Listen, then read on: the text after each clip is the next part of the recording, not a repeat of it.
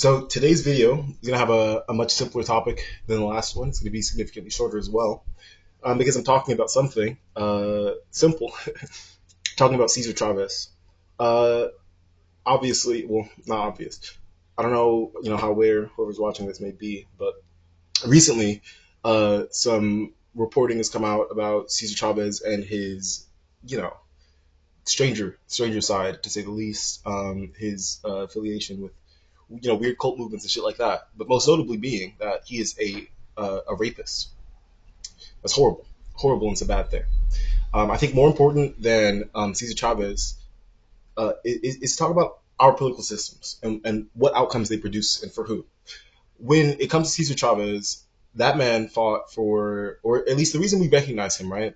It's not because we think he's an angel, a saint, the greatest person ever born, or anything like that.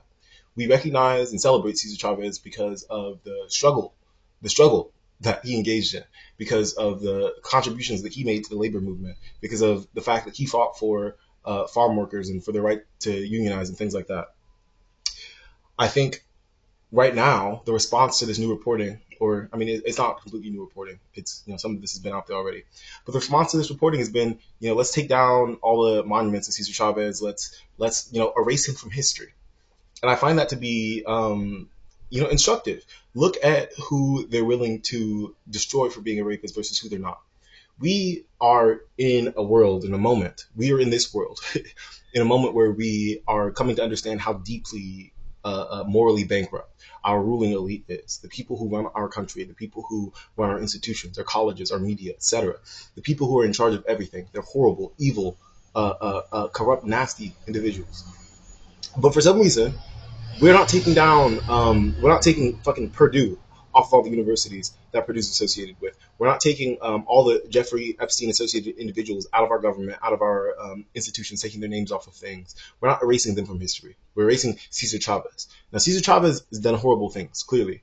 But Cesar Chavez is not some special man, incapable of falling to the same sorts of abuse of power these other people are. Cesar Chavez is an activist who fought for normal fucking people. So the idea that we need to take down his monuments, that we need to get rid of him, interesting, isn't it? And it's not because he's a bad person. It's because of what he fought for, what he stood for. In our society and in our political system, we can see that there are certain types of things that you can say, certain types of things that you can't. Certain people who you can criticize and certain people that you can't. Certain things that you can criticize and certain things that you can't.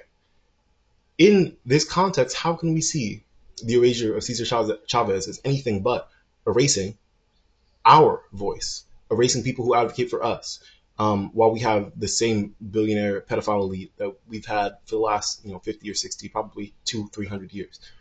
It's ridiculous, and I think all of the municipalities that are rushing to remove his name from things, it's shameful. It's shameful. Fight for working people. Period. It's that simple. That's all that we've ever needed. That's all we've ever wanted from our politics. But for some reason, this is the easier option, as seen by some politicians. It's cynical. It's corrosive to our politics. And I mean, it's outraging. I'm pissed off.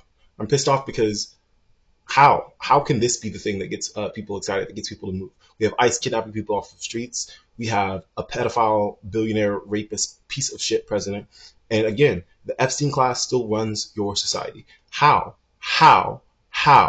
is Cesar Chavez the story here? How is it possible? How? Fuck them.